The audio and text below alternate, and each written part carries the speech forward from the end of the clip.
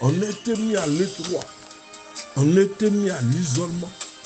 On ne pouvait pas s'exprimer. C'était vraiment difficile. On n'a pas fait de nouvelles connaissances. Mais aujourd'hui, nous sortons de cette période avec le sentiment que notre monde s'est rétréci. Notre sphère d'influence a été réduite. Beaucoup ont disparu autour de nous. La mort a emporté. Les gens sont partis. Nous nous sommes retrouvés à l'index, à l'étroit, sans aucune nouvelle connaissance.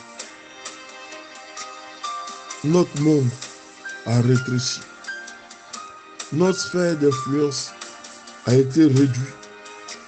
Nous avons du mal à reprendre nos habitudes d'avant ou à créer de nouvelles habitudes.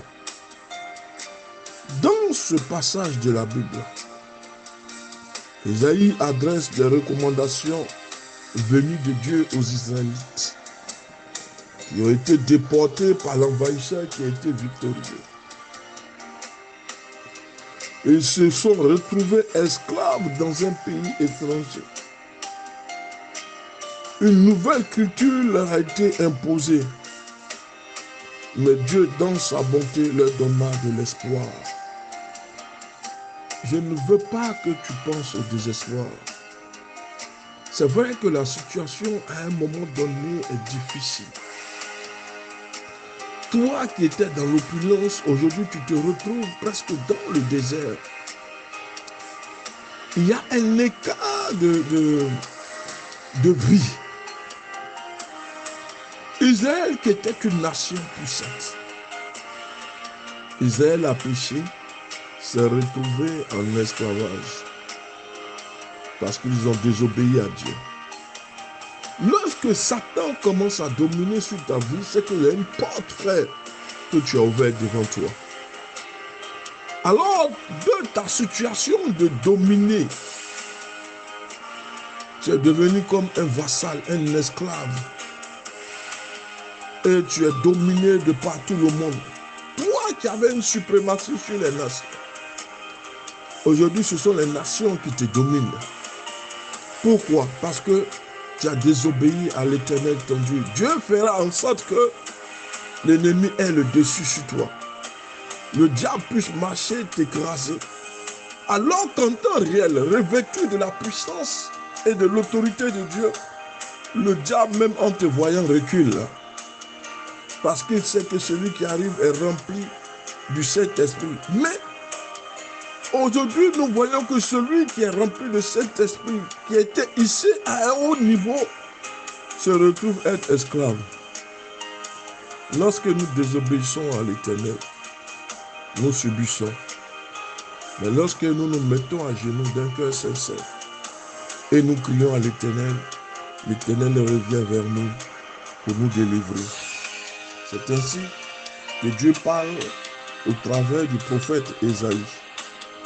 Et l'Éternel réconforte son peuple parce que le peuple était en esclavage. Ils ont été obligés d'apprendre d'autres cultures. Mais l'Éternel va revenir dans toute sa bonté. Et l'Éternel leur donne un espoir. Et l'Éternel s'exprime alors par la personne du prophète Ésaïe. Dieu, dans sa bonté, va leur donner de l'espoir en leur offrant une promesse concernant la prospérité future.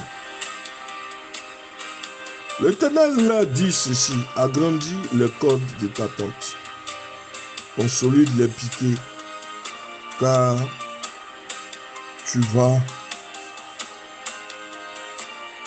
agrandir tes piquets, consolide tes piquets, car tu vas t'agrandir de tous côtés. Et je prie ce soir, en cette année 2023,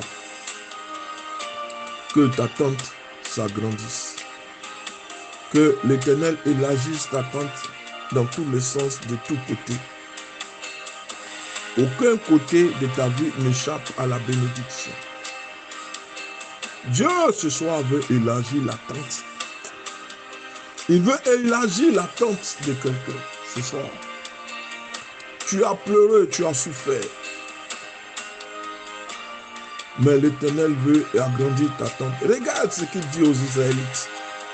C'est la même chose. L'Éternel aussi dit pour toi. Agrandis la tente où tu vis. Tant de toiles supplémentaires. Ne regarde pas à la dépense. Allonge les cordes de la tente. Consolide les piquets. Car tu vas t'agrandir de tous côtés. Ésaïe 52, le verset 2. Ne regarde pas à la dépense. À ceux qui calculent pour faire une offrande ou pour payer la dîme. Mais vous voulez vous agrandir. Écoutez ce que dit l'Éternel au prophète Ésaïe. Les gens qui contrôlent la dîme, qui veulent savoir où va la dîme. De par la bouche du prophète Ésaïe, le verset 54, chapitre 54, le verset 2. Agrandis la tente où tu vis. Tant d'étoiles supplémentaires. Ne regarde pas à la dépense. Allonge les cordes de ta tente. Consolide les piquets. Car tu vas t'agrandir de tous côtés. Ésaïe 54, le verset 2. Nous avons vécu une période pendant laquelle nous avons dû nous restreindre. C'est vrai, nous limiter. Nous retenir de sortir, ce qui était imposé à tous. De chanter, on n'avait pas la possibilité de se réunir, de nous regrouper. De même, les Israélites de l'époque ont souffert de restrictions à leur foi. Et certains ont dû se faire tout petits pour ne pas encourir des sanctions. Mais l'Éternel, dans toute sa bonté, l'Éternel, dans toute sa bonté, les encourage à se préparer à découvrir l'accomplissement de ses promesses. Quand vous avez un Dieu, le nom de Yahweh, l'Éternel, le Dieu Tout-Puissant, l'Adonai, le seul Elohim d'Israël, celui-là qui te châtie, mais qui te restaure par la suite. Le peuple est parti en esclavage parce que le peuple avait commis une erreur. Alors, ils ont été assujettis. Ils sont devenus un royaume vassal à Nebuchadnezzar. Ils ont dû apprendre des cultures leur ont été imposées. Ils ont vécu comme des esclaves. Mais à un moment donné, Dieu se souviendra de sa promesse. Je veux ce soir qu'il se souvienne de la promesse qu'il t'a faite ce soir. Il ne t'abandonne pas dans cette situation de pauvreté ni de précarité. Mais ce soir, que l'Éternel te prépare à de grandes choses. Qu'il élargisse ta tente. Ne regarde pas à la dépense, mais regarde à la grandeur que l'Éternel va commencer dans ta vie. Il veut t'amener vers l'accomplissement de la promesse qu'il t'a faite.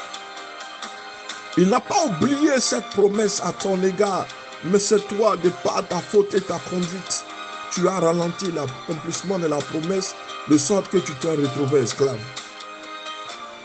Mais Dieu est un Dieu fidèle parce qu'à un moment donné, il se rappellera de la promesse qu'il t'a faite et il te sortira de la boue. Il te nettoiera, tu deviendras un ornement plus. Frère. Dieu est un Dieu de promesses. Et ce soir, il veut élargir ta tente. Sèche tes larmes. De la manière dont le peuple d'Israël était parti en esclavage et Dieu a séché leurs larmes. Dieu leur a montré, bien qu'ils soient esclaves, et c'est là le paradoxe de l'accomplissement de la prophétie du Seigneur. Pendant que tu es dans la souffrance et que tu es dans l'esclavage, et tout le monde marche sur toi, et tout le monde te piétine, et personne n'a confiance en toi, et Dieu te dit, tu es mon fils, voici la promesse, je rendrai ton nom grand. Tu poses la question au Seigneur, Mais comment est-ce que vas-tu rendre mon nom grand alors que je me trouve en prison? Tout le monde m'a tourné le dos. Je suis isolé dans ma situation. Le peuple a dû se poser la question, mais comment étant esclave, nous allons posséder la bénédiction sur la prospérité future? Mais Dieu est celui-là qui ne ment pas, qui ne renie pas sa parole. Sa parole est esprit et vie, et sa parole est restauratrice. L'Éternel veille sur l'accomplissement afin que sa parole puisse s'accomplir. Ce soir, que le Seigneur nous aide à reconnaître notre sphère d'influence et nous libère des contraintes du passé. Parce que s'il ne nous libère pas des contraintes du passé, nous n'allons pas reconnaître notre sphère d'influence. Or, nous voulons reconnaître notre sphère d'influence. Et cela passe par la libération totale du passé. Peut-être notre témoignage sur la bonne nouvelle de Jésus-Christ n'a pas encore été entendu ou compris par notre famille, nos amis, mais reprenons courage. Écoutons ceci. Régis-toi stérile, toi qui n'as pas eu d'enfant. Éclate de joie et crie de triomphe. Régis-toi stérile, toi qui n'as pas eu d'enfant. Éclate de joie, pousse des cris de triomphe. Ésaïe 54, le verset 1. Le Seigneur veut nous montrer ici. Et celle qui est stérile finira par enfanter. Lorsque Dieu veut élargir ta sphère d'influence, nous disons que cela passe par la libération du passé et par l'accomplissement de la prophétie. Donc, si l'Éternel dit ici, à celle qui n'enfante pas, à celle qui est stérile, éclate de joie, pousse des cris de triomphe, ce qui veut dire que Dieu a déjà vu ta grossesse. Toi qui es stérile, tu prendras une grossesse et tu oublieras le passé, la souffrance que tu as connue, que les gens t'ont fait connaître. Ce soir, je prie que Dieu agrandisse notre tente, il élargisse notre tente, afin que nous soyons délivrés de tout ce qui est étroit et de tout ce qui nous empêche de progresser. Nous voulons voir une chose, la grandeur de Dieu s'accomplir. Que Dieu nous bénisse. Pasteur Samuel.